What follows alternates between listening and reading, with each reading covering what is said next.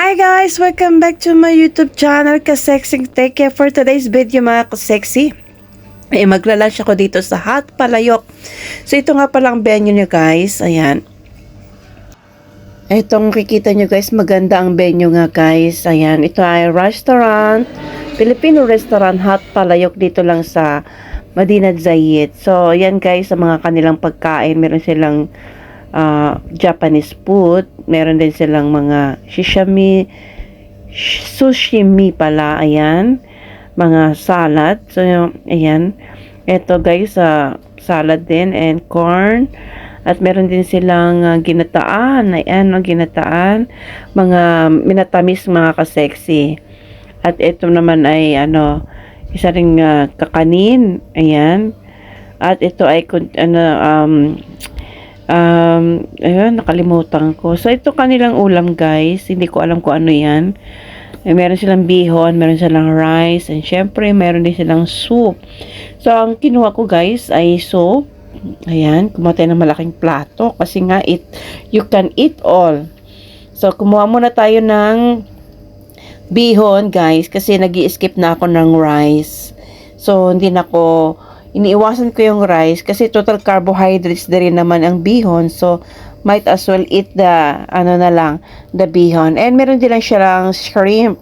Ayan, nakalimutan ko guys, wala akong pakils na meron pala akong allergy at nangangati ako. Iniwasan ko rin yung manok na yan guys, pero kumuha ako ng crab and hipon, at ito naman ang kanilang kare-kare, bagong luto mga kasexy lunch. Ang kanilang palang lunch mga kasexy ay umabot lang ng 29 dirhams. So kung i-convert mo yon, masakit sa bulsa. Kaya kung hindi naman, sakto lang. Huwag ka na mag-convert. So yan lang mga kinuha ko guys. Hindi masyadong madami. Kaya ko lang ubusin. Kasi mamaya baka hindi maubos. Yung mga tira-tira din, mga leftover ay hindi mo rin, ay babayaran mo rin. Kaya ayan, ito tayo sa Caesar salad, ayan. So maraming kinuha niyan guys, at saka konting corn, ayan. Kasama na dito sa 29 dirhams guys, kasi lahat naman ng gusto mong kainin doon is amount of 29 dirham. May mga dessert na sila, like for example sushi. Ay nako, sushi. Hindi sila kasi makakain guys ng Japan. Ayan, sushi, ayan, sushi food, ayan. Sushi Ate Sushi, welcome to at may palitaw pala sila guys, ayan. At itong kabila na ito, nakalimutan ko ang pangalan, ay nakalimutan ko talagang pangalan niya mga ka-sexy. Ito isang puti palitaw rin. Eto, masarap siya guys, medyo matamis, parang carbonara. Hindi siya carbonara eh. So yan ang mga pagkain nila dyan sa may Hot Palayok. Ayan, diba guys, syempre kailangan ubusin ko yan. So konting amount lang na pagkain. Yan, hindi ka na masyadong mabubusog dyan guys. I mean, busog na busog ka na dyan, pero wala naman kasi akong kanin, kaya okay lang. So ayan, syempre magkakamay din tayo, gamit tayo ng magsasapin tayo ng kamay, kasi nga yung may hipon, magbabalat ako ng hipon. Ayan, syempre magdasal muna tayo guys. So inuna ko muna yung sopas. Ang sarap guys, ang soup nila is crab soup, panalo sa lasa mga kasexy. Sopas pa lang, sabaw pa lang, panalo na, kaya mabubusog ka na. So alam nyo guys, bakit ako nakarating dyan, then nag-asikaso nga ako sa Philippine Embassy. Pumunta ako doon para kumuha ng special power of attorney. Dahil nga, pinapaasikaso ko sa kapatid ko ang aking land title sa Pilipinas. So sana, hopefully, maayos na yan. At nakarelease naman siya guys. After that, ang gagawin ko, yung aking papers, document ay uhulog ko sa post office. Kaya lang nagutom ako, so dumaan ako dyan. Nagsawa na ako sa mga chicken, kaya yan na lang ang kinain ko guys. So ito nga pala guys yung kanyang ambience. Ito yung pinaka-restaurant. Ayan, maganda guys. At saka syempre Pilipino ang ating mga waiters and waitress. So ayan, siyan sa labas guys. Ayan, so harap ko dyan yung salamin. Kain lang ako ng kain guys. ninamnam ko lang yung mga pagkain. Pasok naman sa panlasa, hindi masyadong oily. Ayan ang importante. Tapos, mabubusog ka kahit walang kanin kasi malasa siya, mga ka-sexy. Iba talaga ang Pilipinong pagkain. Ayan. Mas gustuhin ko rin yan, mga yan. Makain din ako ng mga Japanese, Chinese. Pero kasi karamihan sa Chinese food, mga more on oily. Ayan. So, ayan. Pag nagpupunta ako sa mga like restaurant, puro oily ang pagkain nila. Ito hindi. Meron silang konting amount na pero not too much. Masarap yung pansit nila, malasa. At syempre meron silang mga recado na pasok sa panlasa. Like meron silang konting chicken. So, yung isang crab, guys, hindi masyado mataba yung crab na nakuha ko. Pero okay na rin, pasok na rin. Kasi hindi rin ako masyado sa crab dahil nga, alam mo na, baka may high blood tayo. Wala akong high blood, kaya lang umiiwas ako syempre. Kaya nagkakaedad na tayo, guys. Alam mo, nag-umpisa ako dito sa UAE. I was only 29 now. I'm 49. So, 20 years ago, nandito na ako. 20 years na akong nandito sa UAE. Shout out sa mga matagal na nagtatrabaho sa abroad, OFW. Ayan guys, yung kanilang tea, iced tea. Mag-additional ka pala ng 5 dirham dyan, guys. Yan, yung iced tea na yan, guys, is unlimited. So, pag naubos yan, magre-refill ulit sila. So, ito yung hipon, guys. Nasa hipon na ako. Magre-refill sila ulit ng another iced tea. Masarap, hindi masyadong matamis. At, itong hipon nila, guys, fresh naman yung hipon nila. Siyempre, alam naman, magluluto sila ng hindi fresh. Mapapagalitan sila ng mga customer nila. In fairness naman sa hot palayok, talagang hot na palayok siya at talagang masarap siya, guys. So, ni-check ko. Gutom talaga much kasi wala akong dinner ng gabi. Kinabukasan nagkape lang ako, walang laman ng tiyan ko. So, akala ko kakayanin kong kahit hanggang pag-uwi ko, doon na lang ako kakain. Meron pa naman akong nilutong fish fillet na may garlic sa ibabaw. So, kaya lang hindi ko na maaabutan yun. So, kumain naman ako bago ako manginig ng katawan. Ito nga pa rin napapanood nyo, guys, ay parang bagong kasal sila, guys, at kumain sila dito sa restaurant nila. Kinantahan sila ng congratulations. Ayan. So, hindi lang halata, guys, kasi itong girl ay naka-blazer na siya. Pero, yung guy, talagang posturang-postura and the family. So, I think kinasal sila sa ewan ko kung saan sila kinasal. Basta, congratulations to the newlywed.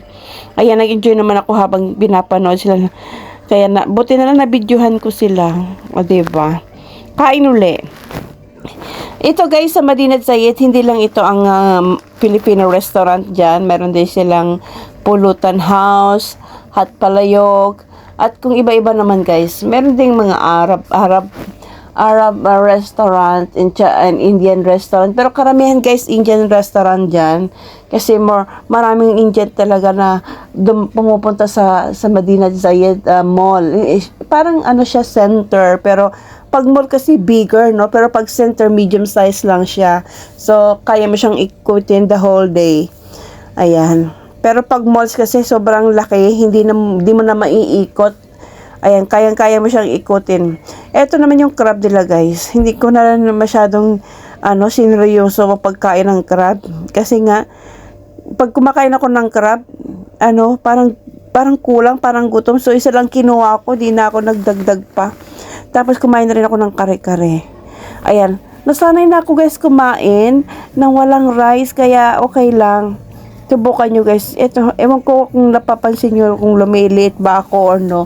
Pero piling ko gumagaan ako, guys. Kasi almost 1 year na rin ako hindi nagra-rice. Minsan sa isang linggo, isang beses lang. So, ayun. Pero last New Year, yung nagpunta ako ng New Year sa UAE, sa Dubai, kumain talaga ako ng only rice ng Mang Inasal. Diyos ko po.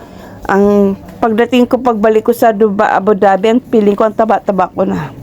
Ito naman na binanatan ko, guys, ang kailang Caesar salad. Ayan. So, masarap siya, malasa. Kaya lang yung kanilang bread, na nakalagay doon sa Caesar salad. Hindi siya crunchy. So, ayun. Parang kulang, parang something is missing pa rin. Gusto ko kasi pag Caesar salad, yung crunchy yung kanilang tinapay na nilalagay. Ayan. So, ayun. Konti na lang, tapos humingi pa ako ng ng iced tea. Kasi nga naman free nga naman yung iced tea nila, guys. Unlimited iced tea. Yung salad, guys, ang gustong-gusto ko yung pag kinain crunchy. Yan. So, in-enjoy ko lang talaga yung lasa niya. Mas konti yung yung mga heavy meals kaysa doon sa mga dessert. Mas maraming dessert akong kinuha kaya doon sa heavy meals kasi wala naman akong rice. So, busog na busog ako niyan. Buti na lang kamo, guys. Pupunta pa ako ng post office ng Abu Dhabi. So, hindi ako matitingga, maglalakad pa ako sa mababawasan niya. Ayan. Ayun yung mga heavy, mga dessert natin, guys. Malitaw, macaroni. Hindi man macaroni. Ano ba yun, oy? Ay, naku, paborito ko pa no. Cassava cake. Ayun, cassava cake. So, ayan. Masarap siya, guys. Panalo ang panlasa. So, in-enjoy ko lang talaga ang pagnguya-nguya ko. Ayan, guys. So, hindi. Unexpected talaga na kakain ako dyan sa restaurant na yan. Dahil, gusto ko lang naman gusto ko lang magulog sa post office. Kaya lang, inabutan ako ng gutom. Kapag nagutom ako, guys, hindi pwedeng hindi kumain. Hindi pwedeng total, meron naman tayong pera. Yun, thank you lang talaga kay Lord at may pera tayong extra para makakain sa restaurant. Pero hindi naman siya kamahalan. Hindi naman siya kamahalan kasi nga, kayang-kaya kung sa Pilas siya, parang hindi ko makakayanan yun kasi 29, it's about like 350 something pag pinalitan mo ng peso. So ayan, in-enjoy ko lang, guys.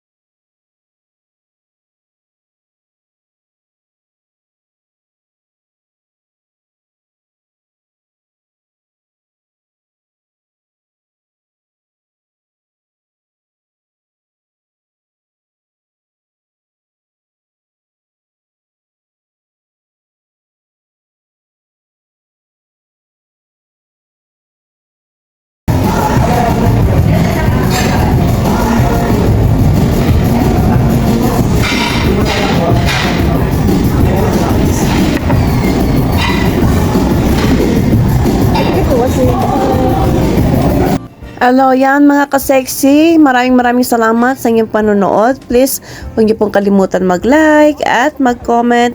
At kung hindi ka pa nakasubscribe, please subscribe to my YouTube channel. Maraming salamat.